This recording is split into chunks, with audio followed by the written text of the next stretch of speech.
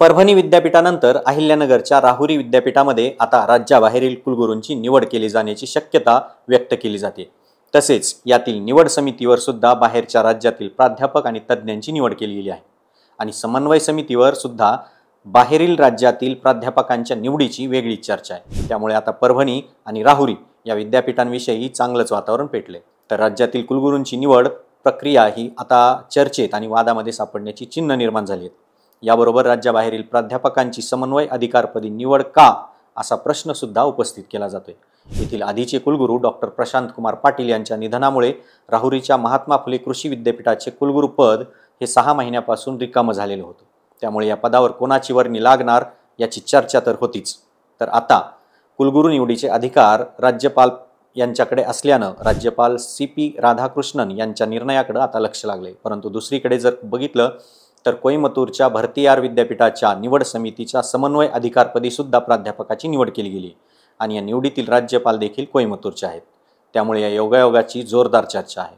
पण या निवड प्रक्रिया चर्चेत आणि अनेक प्रश्न उपस्थित केले जाऊ लागले। तर दुसरीकडे परभणी विद्यापीठाच्या कुलगुरू म्हणून उत्तर प्रदेशातील डॉक्टर इंद्रामणी यांची निवड झाल्याने आता राहुरी महात्मा फुले कृषी विद्यापीठाच्या कुलगुरूपदी राज्याबाहेरील तज्ज्ञांची नियुक्ती होण्याची शक्यता वर्तवली जाते।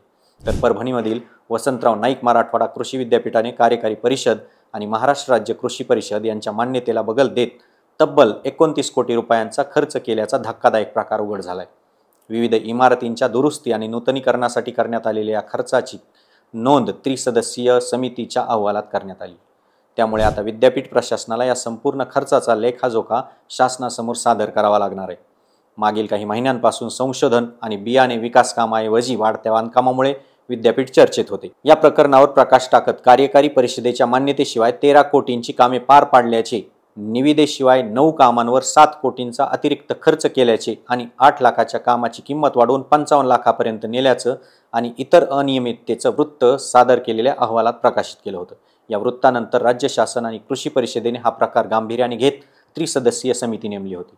तर 9 जून ते 19 जून 2025 दरम्यान या समितीने नियंत्रक कार्यालय आणि अभियंता विभागातील दस्तऐवजांची तपासणी केली। तपासणीत कृषी परिषदेची प्रशासकीय मान्यता न घेता 67 कामे आणि कार्यकारी परिषदेची मान्यता न घेता 41 कामे अशा एकूण 108 कामे पूर्ण करण्यात आल्याचं समोर आले। ही चर्चा रविवारी विद्यापीठ परिसरात रंगली होती। तर आता या खर्चाबद्दल विद्यापीठ प्रशासनाकडे या सगळ्याची स्पष्टीकरणाची मागणी होणार असून नियमबाह्य पद्धतीने करण्यात आलेल्या कामाबद्दल कारवाईची शक्यता व्यक्त केली जाते। त्यामुळे विद्यापीठ प्रशासनावर पारदर्शकतेचा आणि जबाबदारीचा प्रश्न उपस्थित झालाय। विद्यापीठ महसुलातूनच 34 लाखांचे वाहन घेतले आहे। तर या विद्यापीठ महसुलात प्रत्येक वर्षी कोट्यावधी रुपये जमा होत असतात आणि हे पैसे बहुतेक संशोधन आणि विद्यार्थ्यांच्या सोयीसुविधा तसेच प्रकल्पांवर खर्च करणं गरजेचं असतं। पण मागच्या काही वर्षात हा निधी बांधकामासह दुरुस्तीवर खर्च करण्यात आलाय। या निधीतून 34,30,323 रुपये खर्च करून एक वाहन सुद्धा खरेदी करण्यात आलेले। विद्यापीठाच्या महसुलातून खर्च करताना कार्यकारी परिषदेची परवानगी घेणं गरजेचं असतं, पण प्रशासनानं ही मान्यता न घेता सादर केलेल्या सारसंग्रहाच्या आधारावर 33 कोटी 50 लाख रुपयांच्या कामांना प्रशासकीय मान्यता दिली। विशेष म्हणजे यापैकी 29 कोटी रुपयांचे बिल संबंधित कंत्राटदारांना दिलं गेलं होतं। तर वसंतराव नाईक मराठवाडा कृषी विद्यापीठात झालेल्या 100हून अधिक कामांविषयी प्रशासनाला तक्रारी प्राप्त झाल्या होत्या।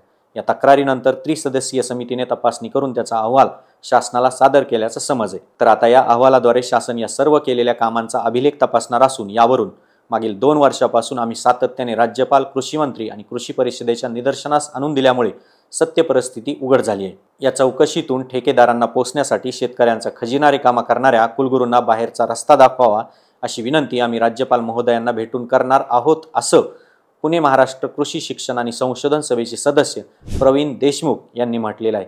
त्यामुळे आता राहुरी आणि परभणी या 2 विद्यापीठ वादाच्या भोऱ्यात सापडताना दिसत आहेत। तर आता या 2 विद्यापीठांच्या वादाचं प्रकरण आणखी चिघळणार का याबद्दल तुम्हाला नक्की काय वाटतं कमेंट करून आम्हाला नक्की कळवा आणि दे दणकाला सबस्क्राईब करायला विसरू नका। धन्यवाद।